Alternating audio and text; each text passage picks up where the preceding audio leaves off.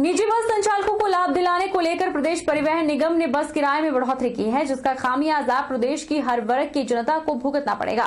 बस किराए वृद्धि के खिलाफ जोगिंदरनगर में माकपा नेता खुशहाल भारद्वाज ने अपने समर्थकों के साथ मिनी सचिवालय का घेराव कर विरोध जताया और एसडीएम अमित मेहरा के माध्यम से प्रदेश सरकार को ज्ञापन सौंपा। कुछ जगह हमने कल भी किया और आज लगभग पूरे प्रदेश के अंदर है। ये जो सरकार का फैसला है, हिमाचल सरकार का, भाजपा की सरकार का, बस किराए में जो एकमुश्त 25% की बढ़ोतरी की है, हमारे को मंजूर नहीं है। एक ऐसे समय में जब देश और प्रदेश जो है गहरे संकट के दौर से गुजर रहा है, एक तो महामारी है और दूसरा आर्थिक संकट भी है। ठीक उस समय में जब जनता आपसे राहत पैकेज की उम्मीद करती है तो आप लोगों के ऊपर बोझ डाल रहे हैं। ये एक चुनी हुई सरकार से जो है कभी उम्मीद नहीं की जाती है और इसलिए सरकार का फैसला निश्चित तौर पर जनता के ऊपर बहुत बड़ा बोझ है। और हमने आज प्रदर्शन भी किया जोगिंदरनगर के अंदर भी, पूरे हिमाचल में भी, और जोगिंदरनगर में हमने जो है एसडीएम साहब के माध्यम से हिमाचल प्रदेश के माननीय मुख्यमंत्री जयराम ठाकुर जी को ज्ञापन भेजा है और हमने जो है इस फैसले को पूरा रोल बैक करने की मांग उठाई है। बस किराए में की गई वृद्धि को वापस लिए जाने की मांग को लेकर मंडल जिला मुख्यालय के सेरी चांदनी में माकपा ने प्रदेश सरकार के खिलाफ प्रदर्शन किया। माकपा ने प्रदेश सरकार से इस फैसले को जनविरोधी बताया और सरकार से बस किराए में की गई वृद्धि को वापस लेने की मांग की। वहीं माकपा के मंडी जिला सचिवालय सदस्य सुरेश सरवाल ने प्रदेश सरकार पर निशाना साधते हुए कहा कि माकपा पूरे प्रदेश में बस किराए में की गई वृद्धि को लेकर प्रदेश सरकार के खिलाफ प्रदर्शन कर रही है।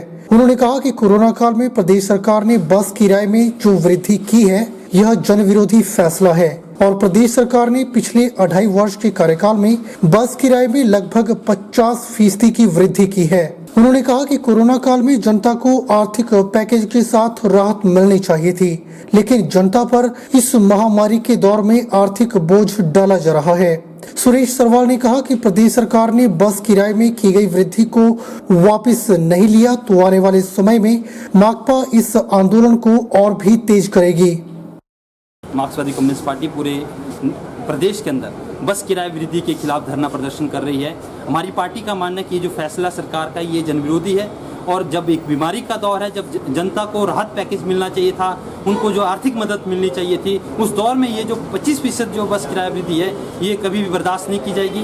पिछले 2.5 वर्षों के अंदर प्रदेश सरकार ने जो है लगभग 50% के आसपास जो बस किराए को बढ़ाया है इस प्रदेश के अंदर और आज देश के अंदर पेट्रोल डीजल के दामों को बढ़ाया जा रहा है। जब जनता को जो राहत पैकेज मिलने चाहिए थे, सरकार जो है बड़े बड़े कॉर्पोरेट्स को, बड़े बड़े जो ठेकेदारों को फायदा पहुंचाने के लिए जो ये सारे काम कर रही है, अगर आने वाले समय के अंदर प्रदेश सरकार ने ये फैसला वापस नहीं लिया गया तो अन्य जन संगठनों के साथ, अन्य लोगों के साथ मिलकर जो है मार्क्सवादी कम्युनिस्ट पार्टी पूरे प्रदेश के अंदर किसी भी रूप के अंदर इस आंदोलन को ले जाएगी और ये जो बस किराए वृद्धि है इसको जो है खत्म करवाने की कोशिश करेगी। जिला कांगड़ा की विधानसभा फतेहपुर के एक निजी स्कूल परिसर में भारतीय मजदूर संघ के 66वें स्थापना दिवस का आयोजन किया गया, जिसमें भारतीय मजदूर संघ के प्रदेश उपाध्यक्ष मदन राणा ने कहा कि संघ एक सप्ताह का सरकार जगाओ कार्यक्रम का आयोजन किया जा रहा है, जिसमें प्रदेश और देश के हर जिलाधिकारी और उपमंडल अधिकारी को मांगों को लेकर ज्ञापन सौंपा जाएगा। भारतीय मजदूर संघ के प्रदेश उपाध्यक्ष मदन राणा ने कहा कि सरकार जगाओ सप्ताह 24 जुलाई से 30 जुलाई तक चलाया जाएगा, जिसमें मजदूरों की मांगों को रखा जाएगा और मजदूर विरोधी नीतियों का भी विरोध जताया जाएगा। उन्होंने कहा कि यह मांग पत्र केंद्र सरकार को भेजे जाएंगे। अगर इस पर तय समय पर कोई निर्णय नहीं लिया गया तो संघ आंदोलन करने से भी गुरेज नहीं करेगा। उन्होंने कहा कि ज्ञापन में निजी कंपनियों में काम करने का समय 8 घंटे से बढ़ाकर 12 घंटे किया जा रहा है। इसके साथ साथ आंगनबाड़ी कार्यकर्ताओं और आशा वर्कर को सरकारी कर्मचारी घोषित करते हुए उन्हें पक्का करने और जब तक पक्का नहीं हो जाते तब तक 18,000 का मासिक वेतन देने जैसी 2 दर्जन मांगों को संघ सरकार के समक्ष मांग पत्र के माध्यम से रखेगा। इसमें जैसे केंद्र सरकार की जो श्रमिक विरोधी नीतियां, जैसे प्राइवेट सेक्टर में 7 घंटे 8 घंटे से बढ़ाकर 12 घंटे जो काम उनका जो समय बढ़ाया गया है, वो हम चाहते हैं कि ऐसे कानून को सरकार वापस ले। आंगनबाड़ी आशा वर्करों को सरकारी कर्मचारी घोषित करे सरकार, और जब तक इनको सरकारी कर्मचारी घोषित नहीं करती तब तक इनको क्या बोलते 18,000 रुपये मानदेय दिया जाए। और लॉकडाउन के समय देश के अंदर लाखों की तादाद में जो लोग काम छोड़कर घर बैठे हैं उनको सरकार तुरंत नौकरी का कोई प्रबंध करे। भले ही देश प्रदेश में अनलॉक की प्रक्रिया शुरू हो गई हो, पर अब भी मिडिल वर्ग के कामकाज पटरी पर नहीं आ रहे हैं। सबसे ज्यादा मार कबाड़ी कारोबारियों पर पड़ी है। पांवटा साहिब में लगभग 4 बड़े कबाड़ी के कारोबारी हैं, जिनसे लगभग सैकड़ों लोगों को रोजगार मिलता था। लेकिन अब हालात ऐसे हो गए हैं कि कारोबारियों को अपना 2 वक्त का खर्चा चलाना भी मुश्किल हो गया है। ऐसे में अन्य लोगों को कैसे रोजगार दे पाएंगे?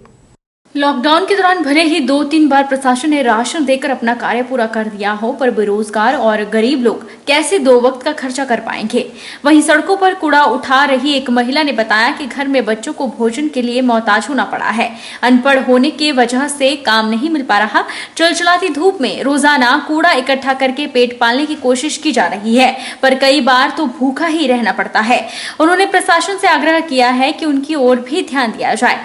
वहीं घर घर से कूड़ा करकट इकट्ठा कर रहे एक अपंग गरीब व्यक्ति ने बताया कि घर घर जाकर कूड़ा इकट्ठा करते हैं, लेकिन ना तो लोग अब ज्यादा घरों में आने दे रहे हैं, जिसकी वजह से उनके कामकाज बिल्कुल ठप हो गया है। यही नहीं, अगर थोड़ा सा कहीं से कबाड़ मिल भी जाए तो उनके दाम में बहुत भारी कमी आई है। 7 किलो की पेटी अब 2 किलो जा रही है। ऐसे में उनकी आर्थिक स्थिति कैसे बढ़ पाएगी?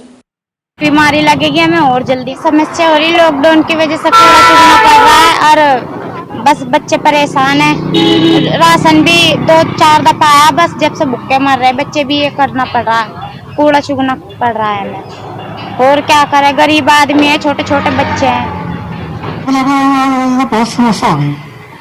तो कबाड़ इकट्ठा कर रहे हैं, पहुंचा जाए थोड़ा बता हो जाए, बिल्कुल 2 रुपया किलो बिक रहा जाके। बोले इसके लिए क्या करें, बिल्कुल मंदा हो गया था। वहीं कई वर्षों से कबाड़ी का काम कर रहे सतपाल सिंह ने बताया कि उनके माध्यम से कई लोगों को रोजगार मिलता था। लोग कूड़ा इकट्ठा करके उनकी दुकान में पहुंचाते थे, लेकिन अब सभी का कूड़ा आना बंद हो गया है और अगर कुछ मिल भी जाए तो अब दामों में इतनी गिरावट आ गई है कि घर चलाना भी मुश्किल हो गया है। परेशानी तो सर रही है, अब 3-4 महीने पैसे लॉस रही है। अब दुकान खोल ली है, उस दुकान में भी अब गाहक ग्रुप तो आ ही नहीं रहे, रेट ही नहीं रहा। ये जो कबाड़ का रेट है ना, कबाड़ी का काम है हमारा, उसमें रेट नहीं है। जो जैसे 5-7 रुपए किलो था वो 3-4 रुपए किलो हो गया। प्लास्टिक का पहले वो 5 रुपए किलो हो गया। लोहे का भी रेट घट रखा है, टीन का भी, कबाड़ का, सारे का जी। अब उसमें जितने ग्राहक थे हमारे जो काम करने वाले थे वो अपने बस नौकरी मजदूरियाँ कर ढूंढते हैं, मजदूरी कर लेते हैं। इसमें कबाड़ में तो कुछ लॉस आ ही रहा है बिल्कुल। जब से लॉकडाउन लगा है तब से मंदिर बंद है। श्रद्धालु बड़ी श्रद्धा से मंदिर खुलने के इंतजार में हैं, लेकिन कुछ लोग सरकार के आदेश को नहीं मान रहे, वे मंदिर की ओर रुख कर रहे हैं। मंदिर के पुजारी प्रहलाद का कहना है कि मंदिर में श्रद्धालु आ रहे हैं, लेकिन गेट से ही वापस किए जा रहे हैं। कुछ लोगों को मंदिर बंद होने के कारण मंदिर में जाने को मना करने पर वे झगड़ा करने लगते हैं। वहीं नायब तहसीलदार ने इस संबंध में लड़भड़ोल चौकी प्रभारी से मंदिर का दौरा करके चेकिंग करने को कहा है। कोरोना की बीमारी चली हुई है, तो यात्री जो मंदिर में आ रहे हैं तो मंदिर हमने बंद कर रखा है और उसको उन श्रद्धालुओं को सरकार द्वारा रोका जाए। क्योंकि श्रद्धालु हर रोज आ रहे हैं और गेट के पास आते हैं और चले जाते हैं। किसी यात्री को हम बोलते हैं कि मंदिर बंद है, तो यात्री जो हमारे साथ झगड़ा भी करना लग पड़ते हैं।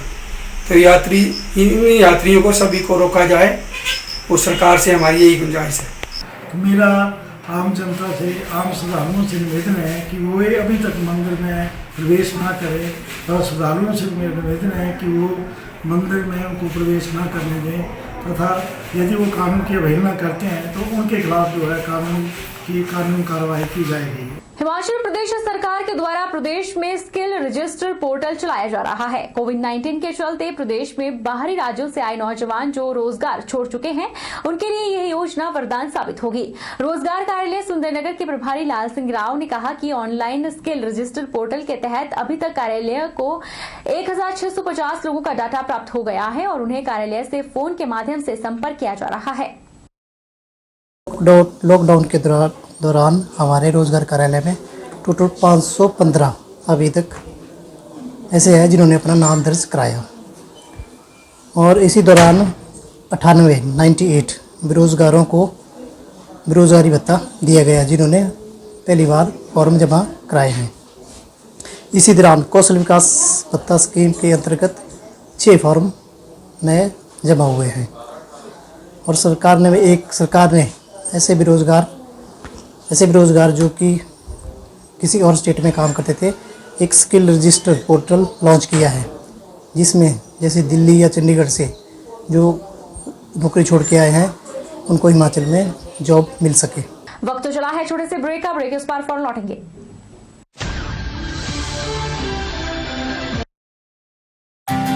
विजडम एजुकेशन सोसाइटी के सानिध्य में Vijay group of institute Himachal Pradesh university Shimla एवं Himachal Pradesh board of school education Dharamshala द्वारा मान्यता प्राप्त हिमाचल प्रदेश का एक अग्रणी शिक्षण संस्थान है।